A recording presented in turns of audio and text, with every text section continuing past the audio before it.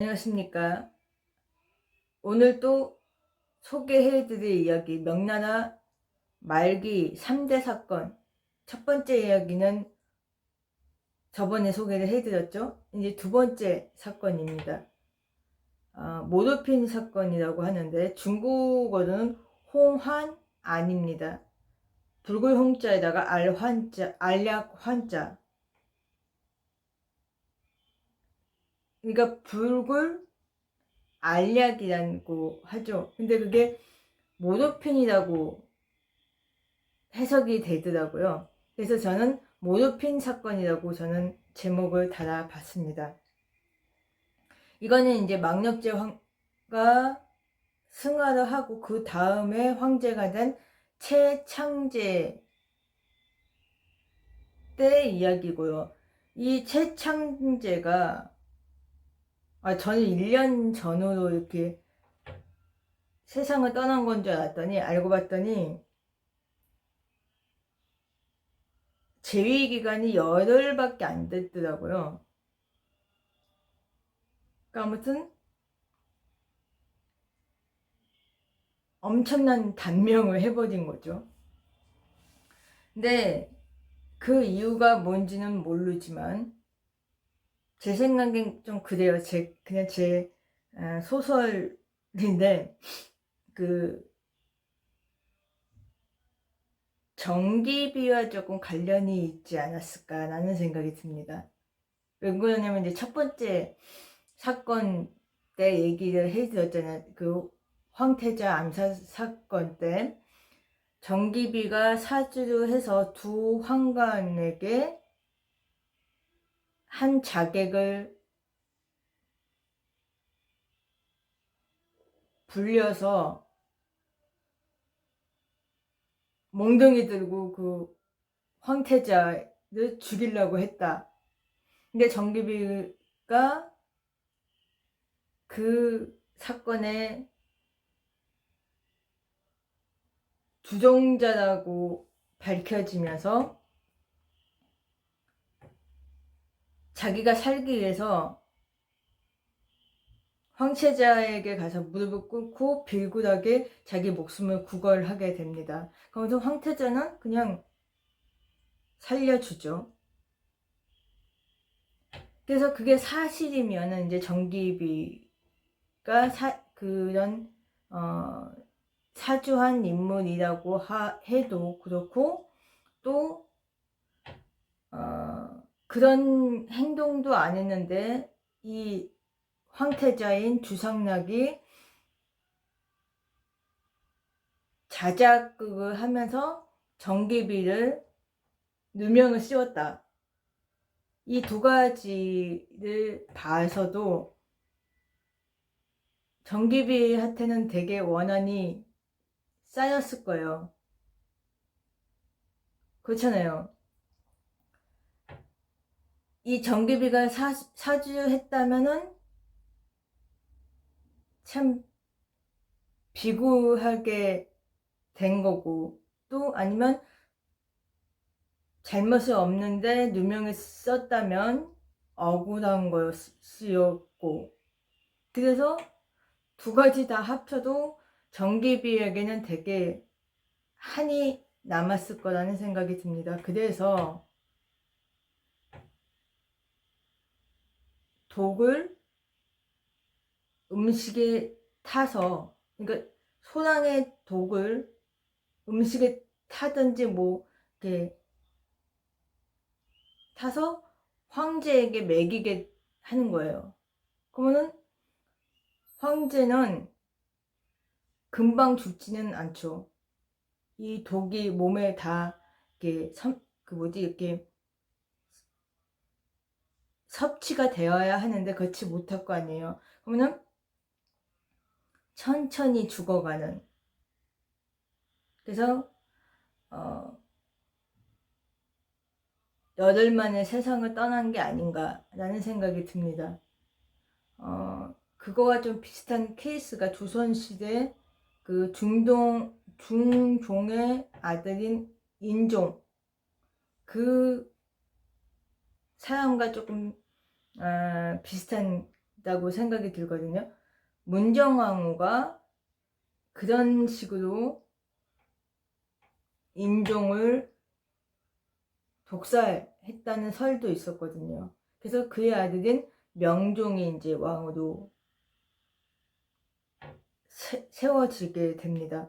그러니까 좀 말이 안 되지만 그거와 좀 비슷한 게 생각하면 그거라는 가능성이 좀 저는 보여지더라고요. 근데 아닐 수도 있습니다. 제 소설이고요. 아무튼 그래서 최창제가 황제에 즉위하고 나서 얼마 안 있어서 중병에 걸려버린 거예요. 그래서 니커조우라는 한 도인이 홍환을 진상을 합니다. 자칭 뭐 만병통치약이라고 해서 한번 이렇게 복용을 했는데 한 며칠 동안은 좋았다는 거예요. 효과가 있었고, 그리고 정무도 되게 열심히 보고 되게 밝은 표정으로 활기차게 이렇게 생활을 했다는 거예요. 하지만 어느 날 돌연 그 약을 복용하고 나서 사망을 했다. 그런 사건이 바로 이 홍환안 모르핀 사건입니다. 이 일련의 사건을 보면 그 당시 장쟁과 그 다음에 사적인 원한이 혼동이 된 것이라고 평가를 하고 있습니다. 그때 이제 그런 가정 중에 또 누명을 쓰고 무고한 이들도 많이 죽임도 당했다고도 하고요. 자, 이제 본론으로 이제 넘어가겠습니다. 최창제가 이제 등극을 하고 정상적으로 생활을 하다가 열흘 만에 중병에 돌연 걸립니다.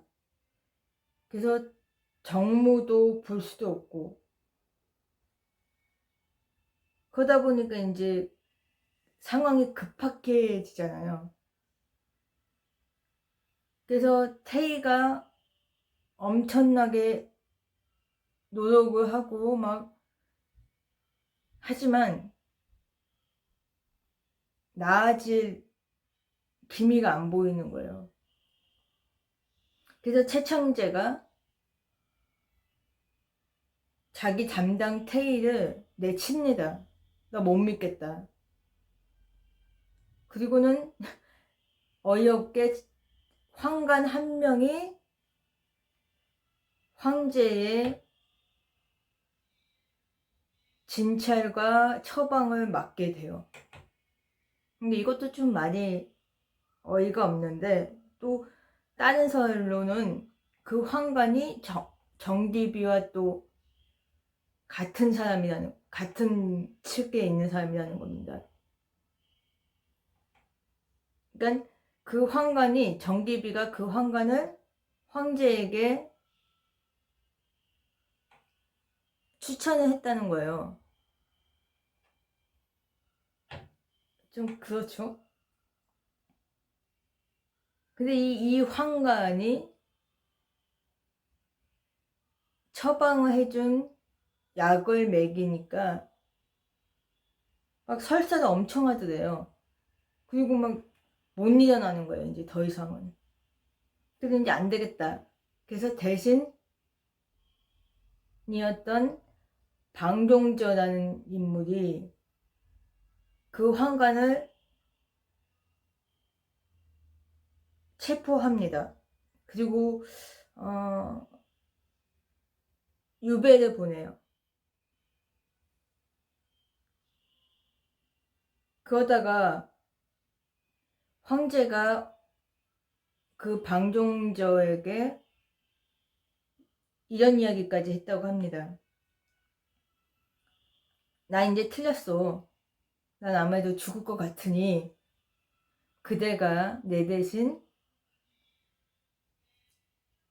내 저 어린 아들을 부탁하오. 저 아이가 황제도 즉위할 때 당신이 좀 잘 보살펴 주오. 그랬다는 겁니다. 그러니까 이제 방종전은 거기서 예 그렇게 하겠습니다 그러겠습니까? 아니죠.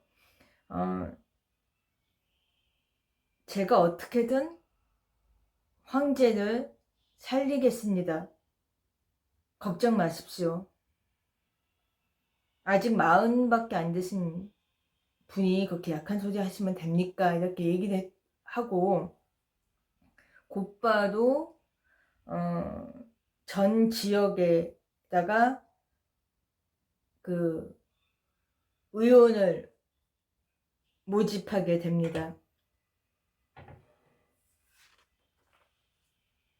그때 어느 지역에 의원이자 도교 수도승이었던 니커조우라는 인물이 나타나게 됩니다.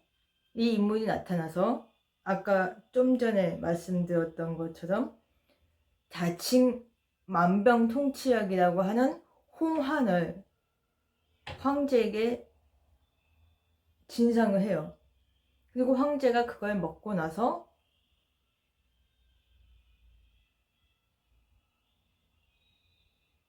생기를 얻게 됩니다. 꼭 건강한 사람 같이 행동을 하더라는 거예요. 막 밝은 표정을 지으면서 이 니커조우에게 이거 진짜 만병통치약이구나. 니커조우 난 너만 믿겠다. 네가 그 가져온 약을 내가 계속 복용하겠다 이러면서 막 엄청나게 칭찬을 했다는 거예요. 그 상도 주고. 그래서 이 니커조우가 다시 고향으로 내려가서 그 자기가 갖고 있었던 그 홍환을 많이 갖고 와서 이제 황제에게 복용을 이제 시키게 됩니다.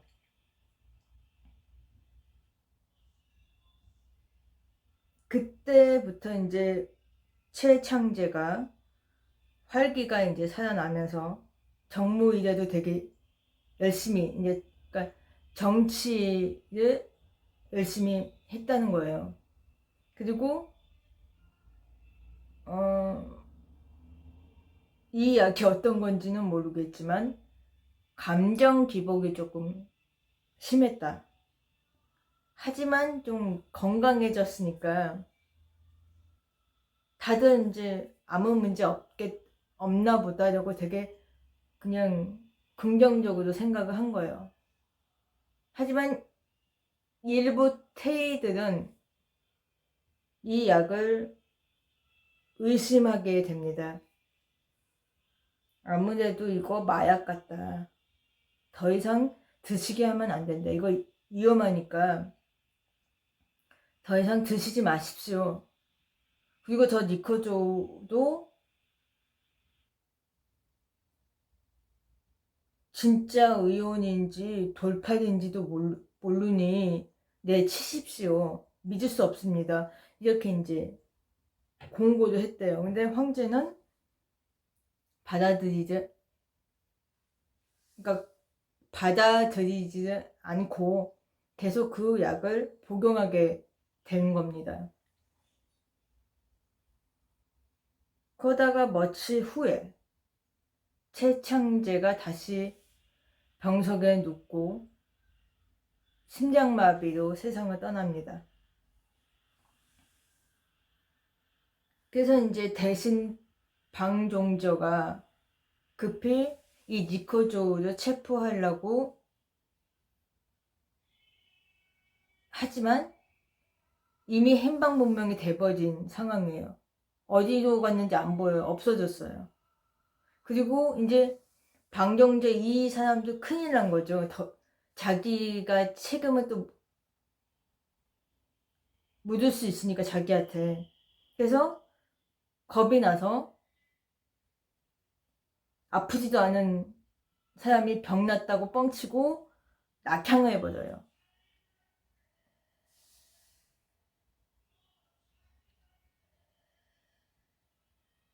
그리고 이제 거기서 더 나아가서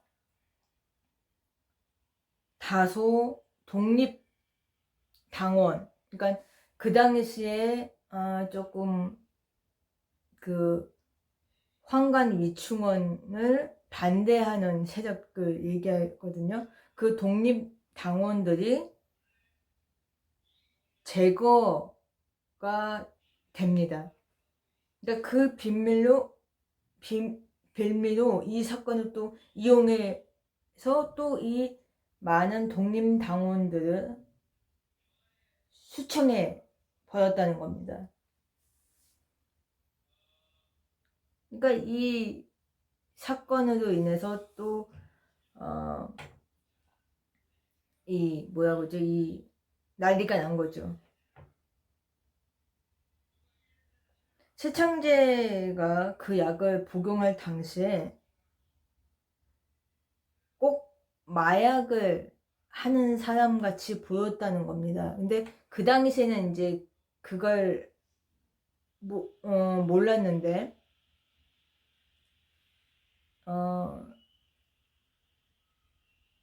현대의 역사학자들이 이 역사 책들을 읽고 나서 보니까 그렇다는 거죠. 최창제가 그 약을 복용하고 나서 하는 행동들을 조사를 하고 연구를 해보니까 꼭 마약하는 사람 같더라. 그래서 이 니커조라는 인물이 진상했다는 그 홍안이 모르핀이라는 마약이었다는 겁니다. 그래서 이렇게 최창제가 제일 열흘 만에 승하를 하게 되고 그 어린 황태자가 등극을 합니다. 그가 바로 망력제의 손자 최창제의 아들이 주유교 청계제입니다. 그리고 그 청계제 때 일어났던 그 사건, 마지막 3대 사건을 다음 시간에 소개해 드리고자 합니다.